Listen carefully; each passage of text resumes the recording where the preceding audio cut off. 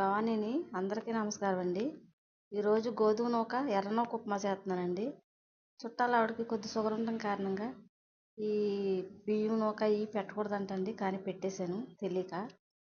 గోధుమ నూక ఉప్మా అయితే మంచిది అన్నదండి. గోధుమ నూక తెప్పించి పల్లీలు, పోపు దినుసులు, ఎండుమిరగాయ, ఉల్లిపాయ అన్నీ వేసండి.